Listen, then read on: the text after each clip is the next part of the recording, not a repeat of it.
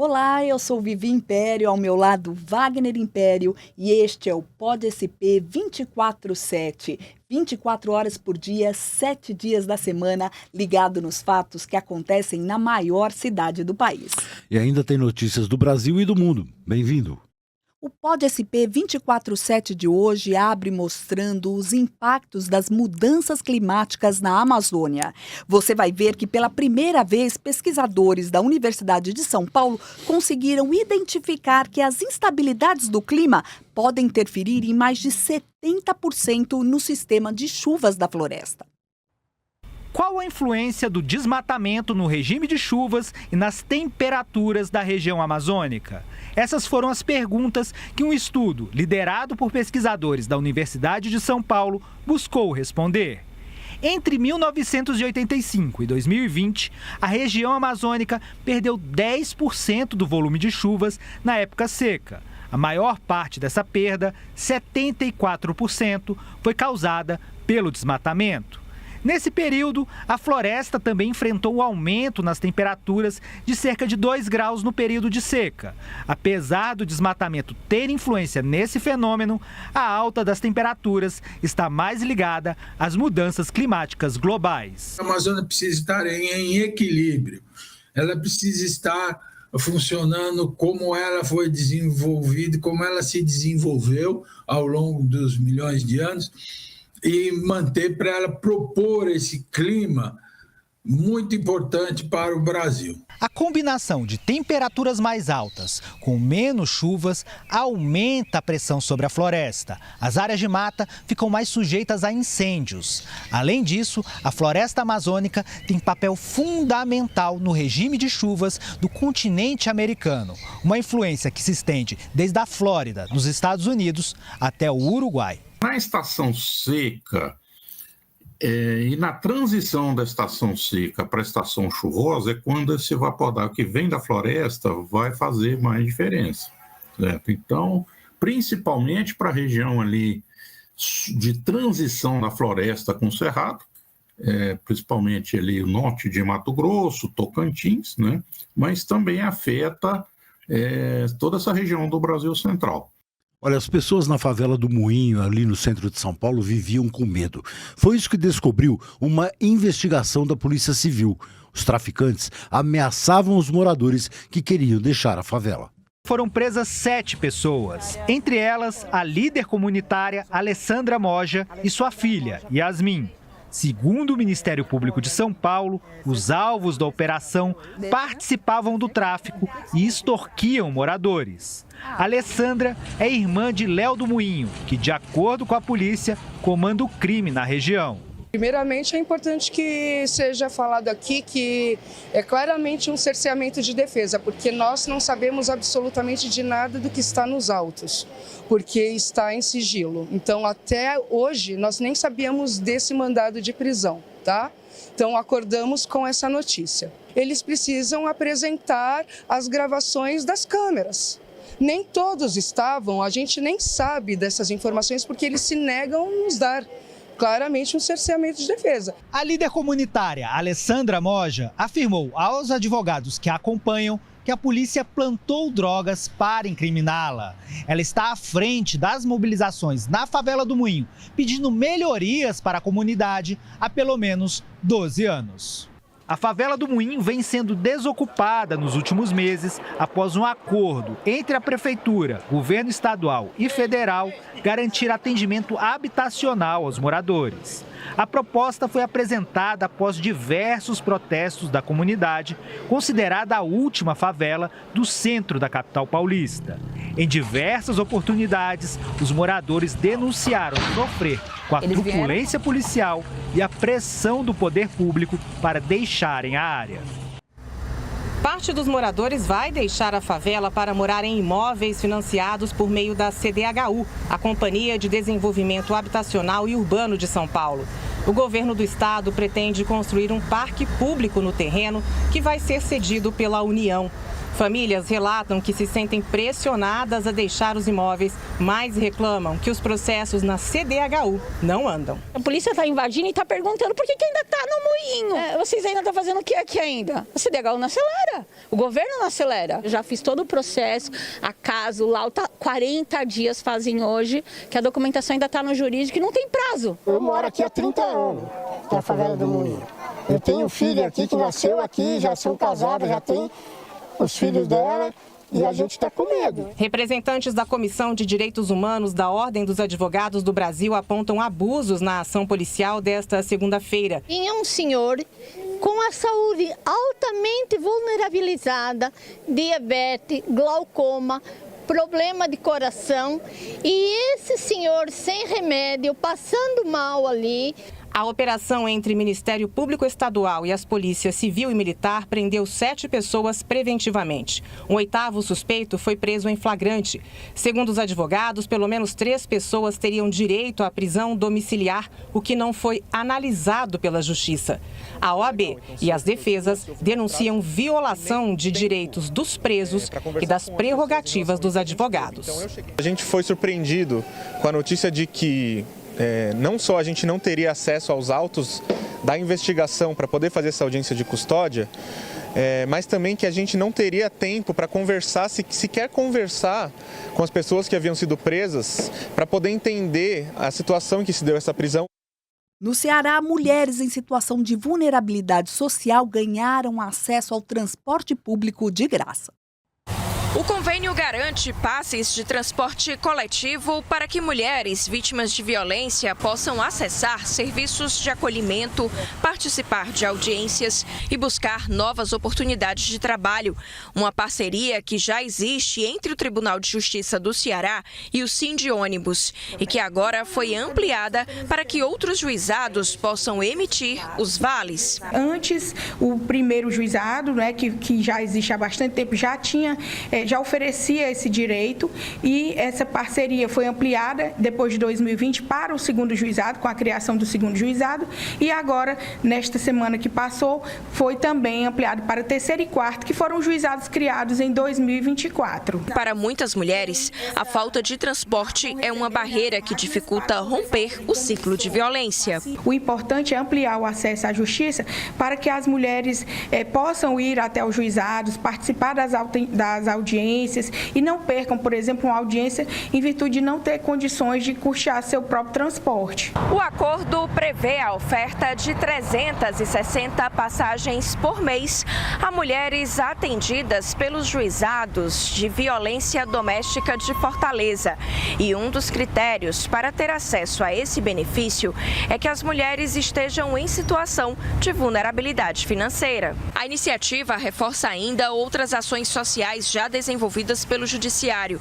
Os créditos de transporte são fornecidos pelo Sindônibus por meio de cartões eletrônicos. As recargas serão realizadas pelo Tribunal de Justiça do Ceará, que atualmente conta com 4 juizados que dispõem desse serviço. O assunto agora é saúde. Você vai ver que 6 milhões de brasileiros estão cadastrados no Banco de Doadores de Medula Óssea. É o 3º maior banco de doadores do mundo. Há 5 anos, o Flávio foi diagnosticado com leucemia. Quando a doença se agravou, o empresário passou a depender de um transplante de medula óssea para sobreviver. Quando eu recebi o diagnóstico, para mim foi praticamente uma sentença. Tanto que eu cheguei para o médico e falei, cara, você acabou de me...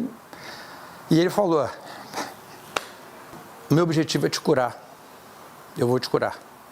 Como ninguém na família do Flávio era compatível, os médicos precisaram recorrer ao Registro Nacional de Doadores de Medula Óssea, financiado pelo Ministério da Saúde, que conta com 6 milhões de voluntários cadastrados em todo o Brasil.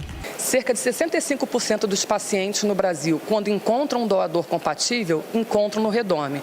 Mas é importante dizer que o Redome, na verdade, integra uma grande rede de cooperação internacional. São quase 100 registros em todo o mundo e a gente totaliza 43 milhões de doadores. O transplante de medula só é realizado quando a compatibilidade entre doador e receptor acontece. No caso do Flávio, foram meses de angústia e espera até encontrar uma doadora. A estudante de veterinária, Beatriz Santos, de Rondônia, que hoje ele considera parte da família, até porque os dois compartilham do mesmo sangue. Da mesma forma que a gente agradece todo dia por essa oportunidade, a gente vê também gratidão por ela. Ela mesma se sente grata de ter tido essa oportunidade. Para se tornar um doador de medula óssea, basta procurar um hemocentro em sua cidade e coletar um tubo de sangue como esse. É preciso ter entre 18 e 35 anos e não ter uma doença infecciosa transmissível como hepatite C ou HIV. A análise da amostra tira uma espécie de identidade genética do sangue que fica armazenada no banco de doadores de medula. Tão importante quanto se cadastrar é que aqueles doadores que já estão cadastrados mantenham seus dados atualizados, porque ele pode ser compatível com alguém 5, 10, 15 anos depois do cadastro. Hoje o Flávio está ótimo, ele tem uma vida normal. Então, assim, era o que a gente queria mesmo, era o nosso sonho quando tudo começou, sair daquele pesadelo e poder viver, né, com os nossos filhos. A gente às vezes reclama de qualquer coisa, mas quando você está dentro do hospital, você fala acordar na sua casa com a sua família, como isso é importante. E a doação de órgãos também é fundamental para salvar uma vida. Você vai ver que no Rio Grande do Sul, a fila por um transplante de órgãos cresceu 25% no último ano. Em 2016, a fotógrafa Carmen Ribeiro foi diagnosticada com cirrose metabólica, que é causada pelo acúmulo de gordura, devido a problemas como obesidade e diabetes, e não pelo consumo de álcool ou vírus. O tratamento com medicação deixou de fazer efeito e a doença evoluiu a ponto de precisar de um transplante de fígado. Enquanto aguarda um doador, ela sofre diariamente com sintomas. Cansaço extremo, devido à própria doença, né? E as pernas muito inchadas, com edemas, que provoca câimbras. Então, é um conjunto de sintomas que acabam atrapalhando do dia a dia, né? Paciente da Santa Casa de Porto Alegre, a estimativa é de que o transplante ocorra só daqui 1 ano e meio. Dados do Ministério da Saúde de 2025 apontam um crescimento de 25% em apenas 1 ano do número de pessoas na fila de transplantes no Rio Grande do Sul, o equivalente a 3.000 pacientes. O transplante de órgãos é o mais aguardado, seguido do transplante de córneas. Diante deste cenário preocupante, a Santa Casa de Porto Alegre lançou a campanha A Vida Cabe no Seu Sim, propondo uma reflexão sobre a importância de as pessoas dizerem à família a vontade de ser doador. A equipe médica que está no hospital em que se diagnostique um paciente com morte cerebral, essa equipe médica, junto com a Organização de Procura de Órgãos, que é a OPO, entra em contato com a família. A médica também explica os fatores que contribuem para esse aumento de pessoas na lista de doação de órgãos. Aqui no Rio Grande do Sul são mais de 3.000 pessoas esperando um transplante e esse número cresceu talvez por essa facilidade de acesso à saúde, mas o principal, né, que a gente ter pessoas talvez que acumulem mais em tempo de espera na lista de transplante é o fato de a gente ter cerca de 46% de recusa dos potenciais doadores. Carmen, desde a adolescência, conversou com a família sobre sua vontade de ser doadora e nunca imaginou que pudesse precisar de um órgão. E assim, que é um momento muito delicado, difícil para a família, né, que está se despedindo do seu ente querido, né, mas também é uma possibilidade, se a família estiver sabendo que a pessoa gostaria de doar órgãos, é uma possibilidade de salvar vidas, né? A gente fala agora de meio ambiente. Você vai ver que o IBGE está com uma proposta para mapear áreas verdes dentro das grandes cidades, como parques e praças, por exemplo. Os 2 municípios adotados pelo IBGE como áreas teste foram Guarulhos, em São Paulo, e Palmas, no Tocantins. Os pesquisadores monitoraram as 2 áreas urbanas com imagens de satélite e de uma plataforma de mapeamento colaborativo de 2019 a 2025. A ideia do IBGE é realizar esse estudo em todo o território nacional, fazendo um ranking das cidades com a maior concentração de áreas verdes do país, além, é claro, de monitorar o aumento e a diminuição desses espaços. Além de melhorar a qualidade de vida, áreas verdes como parques, praças e jardins trazem outros benefícios para os moradores. Ajuda a absorver, a infiltrar a água da chuva, né? E a diminuir essas enxurradas, essas águas que às vezes inundam para além da planície do rio. Então tem uma função importante nesse sentido. E também o calor, né? Elas podem melhorar ali o clima, o microclima da cidade, né? Então pode deixar algumas áreas mais frescas. Às vezes pode ajudar a manter a biodiversidade, se tiverem corredores ecológicos. Então tem muitas funções assim. A gente faz um rápido intervalo e na volta você vai ver um artista plástico. Ele tem forte influência da cultura japonesa. É o Pod SP 24/7, você ligado nos fatos 24 horas por dia, 7 dias da semana. A gente volta já.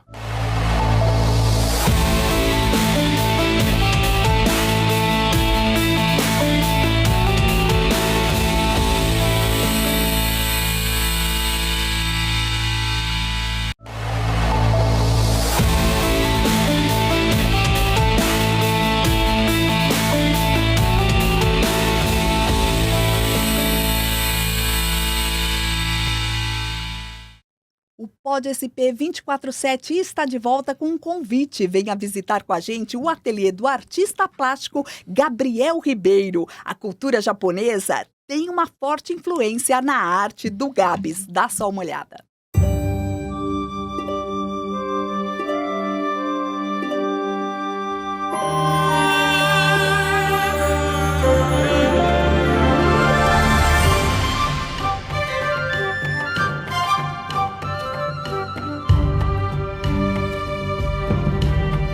Instrumento, a arte, o artista.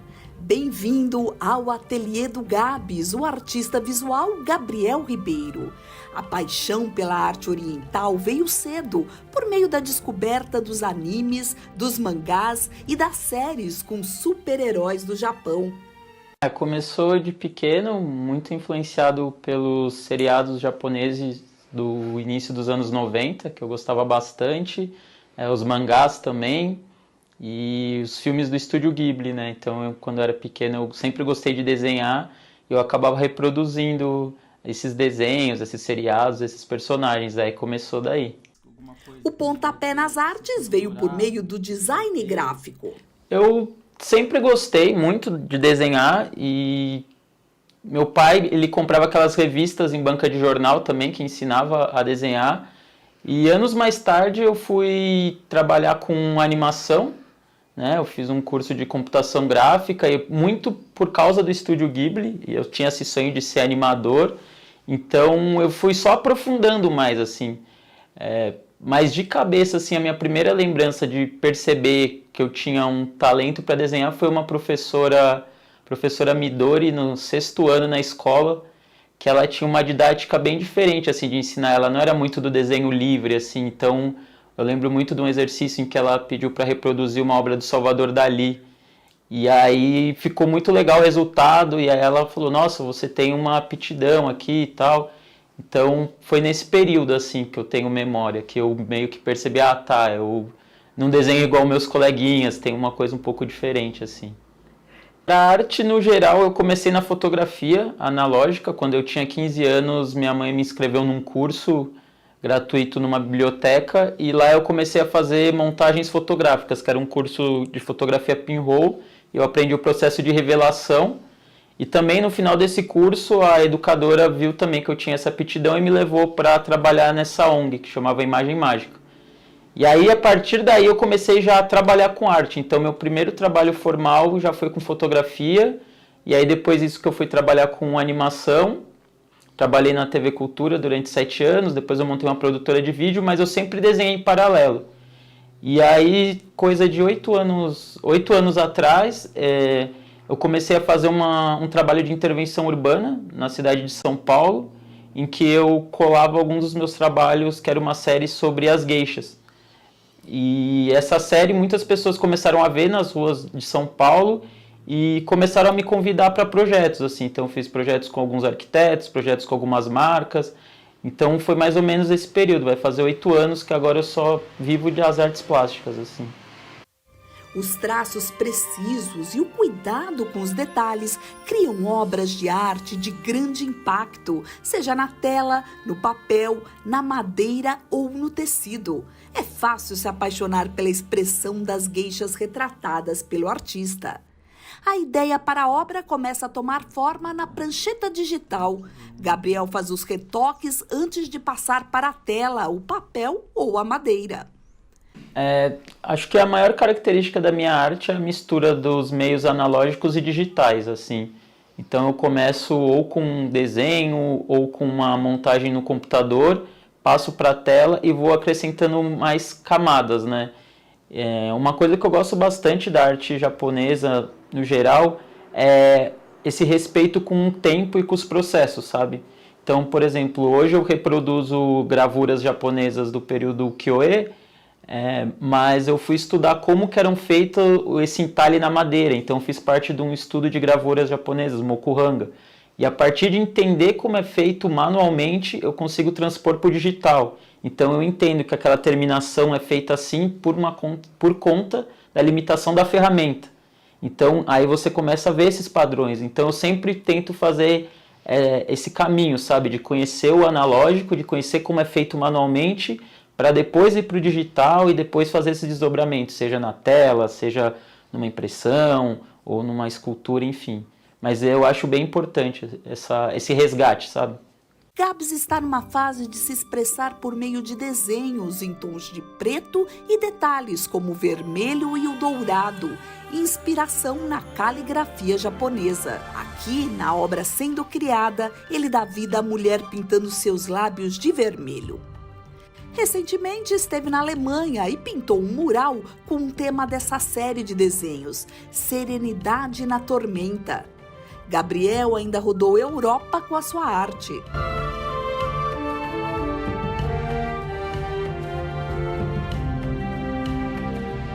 Em 2017 eu fiz a minha primeira viagem internacional, eu realizei um trabalho em Paris com um centro de refugiados lá. E depois, em 2018, eu retornei de novo participando num festival na Alemanha, em Reichenbach. Também já pintei, agora acabei de voltar também da Alemanha de novo, eu fiz um festival em Leipzig. E aí eu tenho trabalho em Paris, tenho trabalhos em festivais em Montreal, em Vancouver, Buenos Aires, eu pintei em Barcelona. Então esses últimos anos antes da pandemia eu estava bem numa crescente de estar viajando e levando meu trabalho para outros países. Deu uma pausinha e agora eu estou retomando, né? Então esse ano eu fiquei 2 meses na Europa também, né? Fazendo novamente participação em festivais. E aí o ano que vem também já tem alguns outros projetos de retornar a Paris, a Londres, já com outras atividades em mente. Gabs faz uso de diferentes técnicas, criando texturas e utiliza muitos materiais para dar volume e estruturar as obras. O artista faz projetos para o próximo ano. Pesquisar, estudar e descobrir. A curiosidade instiga a Gabs a produzir cada vez mais. O meu próximo projeto é ir para o Japão, tenho muito essa vontade. Agora que vai ficar um pouquinho mais fácil o visto, né? Então eu já estou me planejando. Minha ideia é daqui a 1 ano ir para o Japão, conhecer muito da questão dos processos artesanais, que eu gosto bastante, da fabricação de papel, coisa do artesanato também. Um hobby que eu tenho é da marcenaria, então eu gosto muito da marcenaria japonesa de encaixes, assim, é uma coisa que eu pesquiso também e quero aprender mais. Então a minha ideia é aproveitar e fazer esse tour no Japão, tentar conhecer um ateliê de alguns artistas, ver essa coisa mais de perto. Enquanto a viagem não chega, tem muito trabalho a ser feito por aqui. O ateliê do artista está repleto de obras a serem concluídas, no papel, na tela, na madeira. Ele não para de testar materiais para expressar sua arte. Criativo, Gabs usa a sensibilidade e abre uma gama de possibilidades de composições, dando vida aos seus desenhos com cores, texturas e volumes. Visitar seu ateliê é adentrar um pouco na sua alma inquieta. O operário da arte, como os amigos costumam chamá-lo, chega a passar mais de 12 horas entre tintas e pincéis. Na companhia de suas gueixas e figuras orientais, Gabs passa os dias concentrado e nos traços precisos encontra sua paz. Hora de deixar o artista trabalhar. Obrigado pela visita, espero que vocês gostem. Muito obrigado.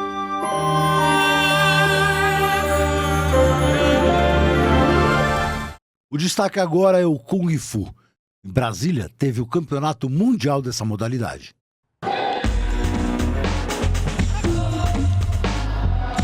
Parece arte. E é marcial. O Wushu, ou Kung Fu, como a gente chama aqui no Ocidente. E ele ficou famoso nos filmes do lendário Bruce Lee. A medalhista nos Jogos Mundiais e no BRICS Games, Michele Santos, participa da competição e explica uma das modalidades, o Taolu. Os golpes eles são simulados com os equipamentos ou com a mão, com o nosso corpo. Tem a parte de acrobacia, né? E tem uma categoria específica chamada do Lien, aonde pode entrar 2 ou até 3 atletas e aí realmente simula um combate batendo o equipamento, às vezes tem um contato. O tetracampeão pan-americano Gabriel Nakamura é outro brasileiro entre os melhores na modalidade. Mas se você quer ver socos, chutes e quedas, o estilo já é outro, o Sandá, especialidade de Davi Guimarães, medalhista de bronze no Mundial Universitário e campeão sul-americano, e estreante em mundiais adultos. Eu acho que a principal porta que o esporte me trouxe foi a do conhecimento. Então, desde pequeno, meu professor me ensinou a comer bem, a fazer um treino, a me sentir, a me tornar mais forte, mais flexível, a me concentrar, a ter dedicação, que são outros benefícios que o esporte traz, né? De ser mais disciplinado, mais concentrado, de ter mais calma. Apesar do esforço, a vitória não veio para Michele e para Davi. No Tai Chi Chuan, não tivemos brasileiros.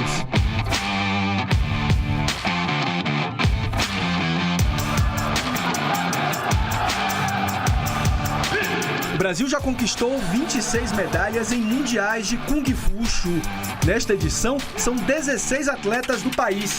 Uma edição com sabor especial, dentro de casa. O Brasil pegou essa responsabilidade e acho que é uma coisa muito boa, porque muitos dos nossos amigos e familiares, eles conseguem assistir a gente, então a gente quer mostrar para as pessoas que apesar de ser um esporte oriental, que brasileiro também sabe fazer, né? Também sabe competir, também sabe mostrar que a gente sabe trabalhar. E a gente encerra o Pod SP 24/7 de hoje mostrando que foi canonizado o primeiro santo da geração Millennium. O primeiro milagre de Carlo Acutis foi registrado aqui no Brasil. Em Campo Grande, Mato Grosso do Sul, cerca de 600 fiéis acompanharam a canonização do beato Carlo Acutis por meio de um telão que foi posicionado dentro da Capela do Milagre.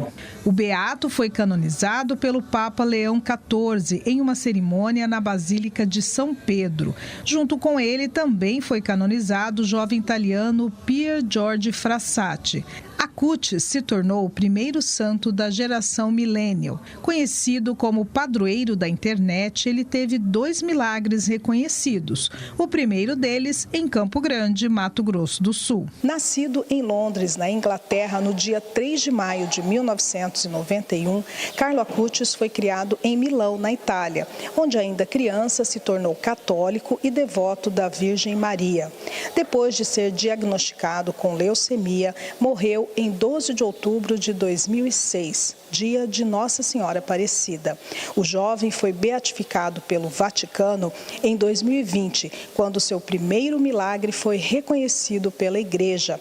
Foi a cura de um menino aqui de Campo Grande, que teria tocado em uma peça de roupa do beato. Mateus Lins Viana foi curado totalmente de uma doença grave no pâncreas.